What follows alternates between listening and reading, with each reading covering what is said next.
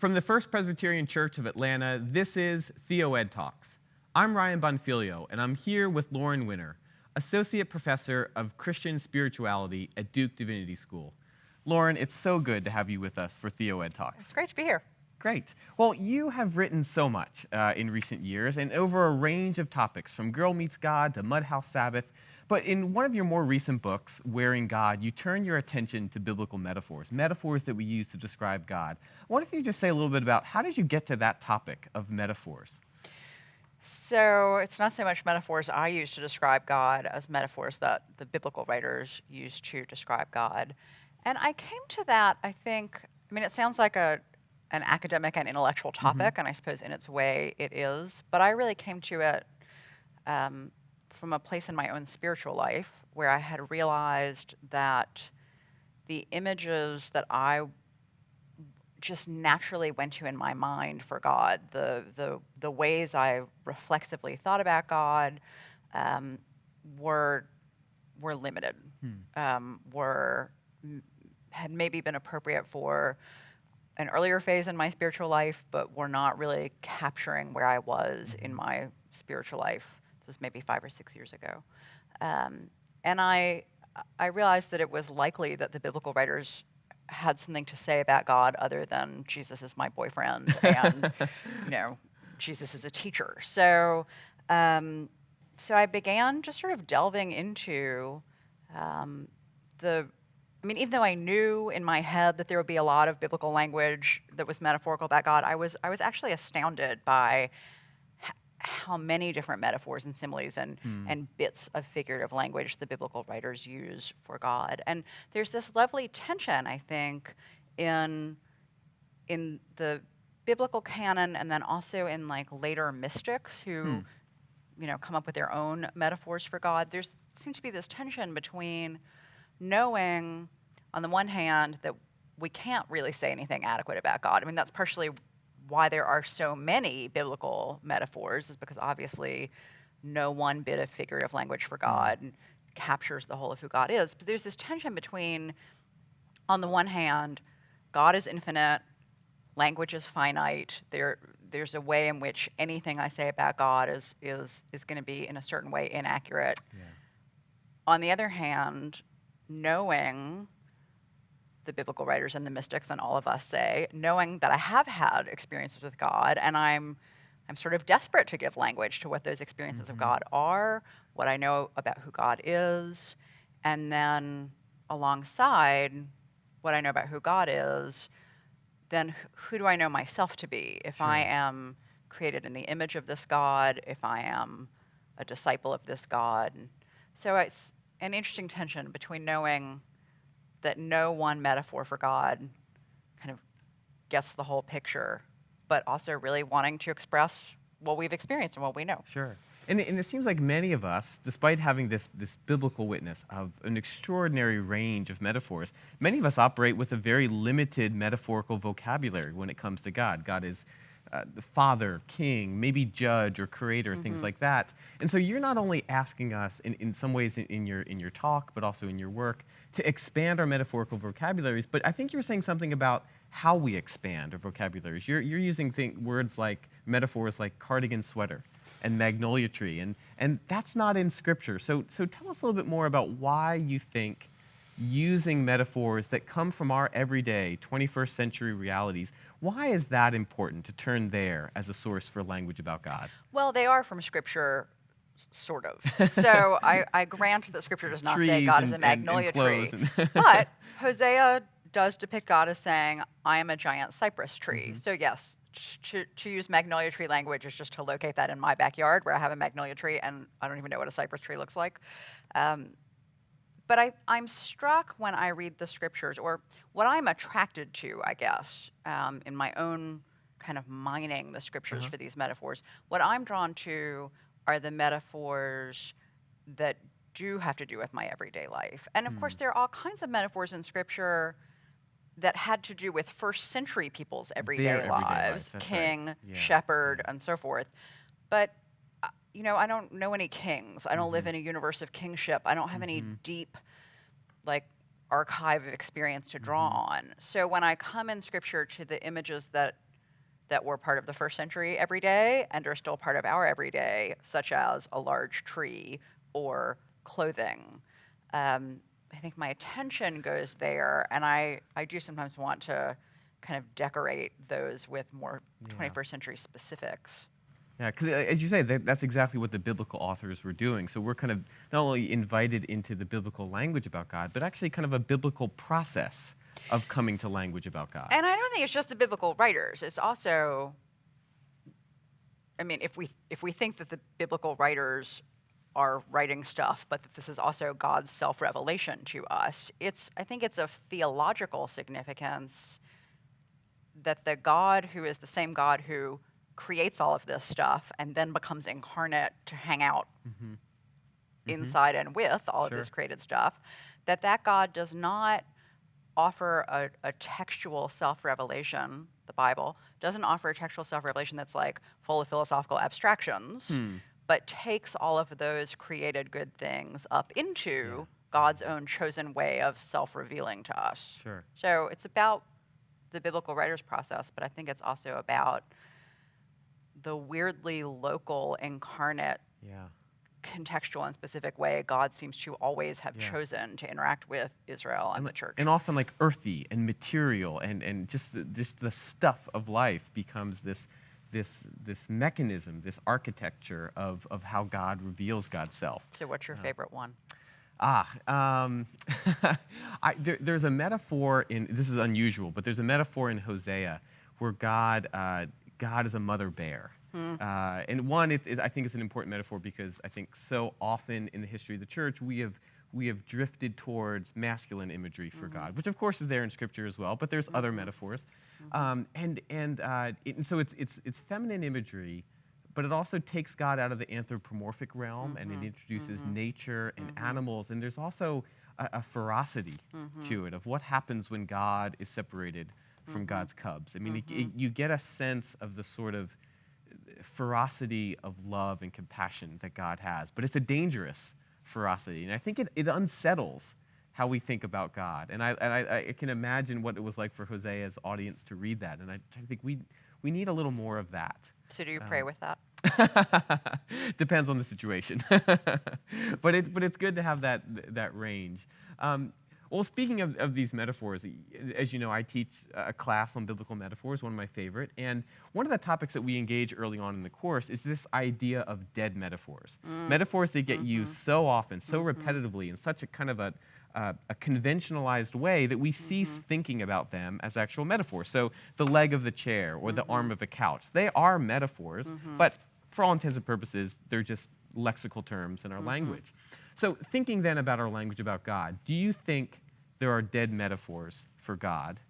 And if so, what's the best treatment? Is there any way to bring those dead metaphors back to life? So in a technical sense, what you're asking is metaphors that we've literalized, essentially. I don't know. I mean, of course, when I ask you what you think the dead metaphors are, which I will eventually, I don't know that I would say there are many that we have literalized other than perhaps some to do with masculinity, which I think many in the church have. But I do think that there are metaphors that we've used so often, we may still recognize that they're metaphorical, but we've stopped realizing that they're strange. So there's a great book that I love and recommend called The Kindness of God by Janet Martin Soskis. Have you read that? So she's a Catholic theologian and totally amazing on language and metaphor. And, you know, she makes the basic point in the book that the primary metaphorical register for God in Scripture is kinship language. Not only father, but just more broadly kinship language, and that we are so accustomed to using this language that we forget that it is extremely weird that the God who created, sustains, and has redeemed the entire cosmos invites us to consider ourselves, or actually to be, family members of God. And I do think that we've sort of neutralized that metaphorical language. It is really strange and really brazen of us and of God, and really bold. So I think people, if you ask them, is this language metaphorical, they would say yes. But I think we don't we don't sit with the language and what it might prod in us. Yeah, that makes sense. I think of the dead metaphor, and what it obscures sometimes, I think, is the fact that any given metaphor, and this is from Paul Ricoeur, there's an is and an is notness of every metaphor. That is, every metaphor describes something true and something that can resonate with us, but it also isn't true completely. And I think Or it wouldn't be a metaphor. Or wouldn't be a metaphor. And I think the problem is when we drift towards, when our metaphors are on their deathbeds, we turn off that is notness in our brain, and So we like just what? focus on the is. Why I think God as Father is an important one, and I'm not an advocate of never using that metaphor, because I think that metaphor has been rich and important in the history of the church, and it's there in our Scripture. But when we turn off the is notness in our brains, then we forget that God is other things. That God can be mother just as well as father, but that also that God is beyond gender and beyond anthropomorphisms, even more broadly than that. And so it's really, to me, it's that is notness reminds us that there's more there about God than we can master. And do you take the is not claim to mean God is some other stuff too? Or do you take it to mean, sort of on the spiritual register, that we need to sit with, for any of these metaphors, the way that God not just is mother and etc., but like is not father, or isn't flame, or isn't living water? Sure. I think I mean a little bit of both, but more to the latter, I mean just the sense that God is not like all fathers. All fathers that we know are not like God. There's a disjunction between those two things that we need to keep in mind, because metaphors, it seems to me, because it's about language about God, they can be powerful and evocative. They can invite us into beauty and wonder and all of these wonderful things, but they also can bring us into hurtful places. They can map onto God images of things that have nothing to do with God, but have been locations of pain and suffering in the world, whether that's oppressive rulers or unkind fathers, or the examples go on. We need to be careful about how those two, kind of the source and the target of the metaphors work together in that fashion. So let me ask another technical question about metaphors, but bringing us back to grade school. I remember, and you're a great writer, I don't know if you were given this advice, but I remember in, I don't know, maybe 3rd or 4th grade, maybe a little bit later, we were told that it's bad to mix metaphors in our writing. So you don't start talking about one thing as a bear and end up talking about it as a pencil or something like that. It's in all of the great manuals of style out there. But I wondered, from even a more theological point of view, is there something to be gained when it comes to mixing metaphors for God? The chapter that comes to my mind is Psalm 18, this great metaphor who begins with God as our refuge and our strength, and it just goes through a bunch of other metaphors that are related perhaps, but there's just this bevy of metaphors that just roll off the tongue in Psalm 18. So I just wondered, is that bad grammar, or is there something to be gained when it comes with language about God by mixing metaphors? I'm all for mixed metaphors. I actually sometimes have a hard time identifying them. It's actually a concept that even in grammar school never made a ton of sense to me. So I think both literarily, I would say literarily, you hope the writer is sort of in control of what she's doing and isn't just lapsing into a mixed metaphor out of laziness. But I think literarily, mixed metaphors can be really rich in the same way that synesthesia can be rich, right? So that a sound will have a particular scent or something like that. And then, of course, I think vis-a-vis God, the scriptures want, and we should want, I think, to be constantly multiplying speech for and about God, exactly as this reminder that no one family of these images gets it all or even gets very far. They get where they get. Sure. So I have no problem with mixed metaphor for God.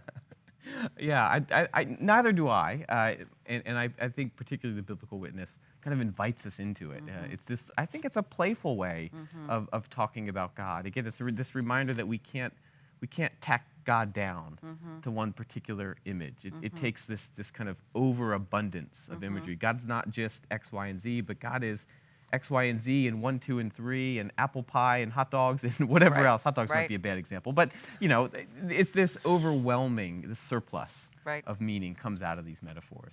So you, in your theod talk about magnolia trees and cardigan sweaters. But I know you talk about many other different metaphors in your book, Wearing God. I wondered if there was one for you that you were drawn to more than the others, or that connected with your own sense of spirituality or understanding of God. From the ones I wrote about in Wearing God. Or even beyond that, even if you Yeah. didn't write about them. Um, so of the ones that I write about in Wearing God, I think the one that has sort of hooked me the most is Isaiah's metaphor of God as a woman in labor, Hmm. which shows up in one verse in Isaiah, and it's this very orally explicit verse. It's a soundscape verse where God is speaking in the first person and describing grunting and groaning and bellowing in labor, basically. And it's 3 different Hebrew verbs for like labored breathing, hard, arduous breathing. And it's a verse, the sort of most tidy thing to say about the verse is that it's an image of God doing the hard work of bringing forth new life for Israel in exile. To me, it's just a very unsettling verse because it's so sensory and so tactile and is about God working hard, but also presumably it's about God being in bodily pain, like grunting and bellowing in childbirth. And that breathing, that labored breathing, is part of the work of labor, but it's also an expression of the pain and suffering of labor. And so I don't like thinking of God that way. I mean, to me, it just is very discomforting. And I have realized over the years that I've been sort of sitting with that image, that in some ways it's a Good Friday image, and that if I'm going to feel like wild visceral discomfort about Isaiah's picture of God in bodily anguish for the sake of bringing about new life, then I ought to have the same discomfort about the crucifixion, which is also God in bodily anguish for the sake of bringing about new life. But we've so like sanitized the crucifixion and like turned it into a doctrine. So for me, this laboring woman image is sort of helping me reconnect to Good Friday imagery and to crucifixion imagery. And of course, I'm not the first person in the history of the church to bring those 2 ideas together. There's a very long tradition in the church of describing the crucifixion or visually imaging the crucifixion as being connected to nursing and childbirth and so forth. Yeah. And yet it seems like there is this propensity, at least in the modern church, of wanting to get to Maundy, Thursday, and then fast forward to Easter Sunday morning, where it's all good news of the resurrection. And indeed, that good news is out there, but the story of the gospel goes through a lot of pain to get there. Well, and most people go through a lot of pain. So I think if you're a person who's in a season of pain or has had deep pain or, physical or emotional or spiritual or psychic pain, Lent generally, but also that Good Friday, the density of Good Friday can be a particular gift because, of course, there's space for that also in the life of God. And if pastors occasionally want to jump over it, people can, people have that in their lives. Yeah. Well, let me ask you one other question. I'm interested about the process of writing Wearing God. So you've written a lot of different books, and you have beautifully incorporated autobiographical elements, self-reflection into all of them, and the same is true about Wearing God. But what was the experience like writing that book? Did it feel different than other books you've written? Did it connect with you in a way that other books didn't?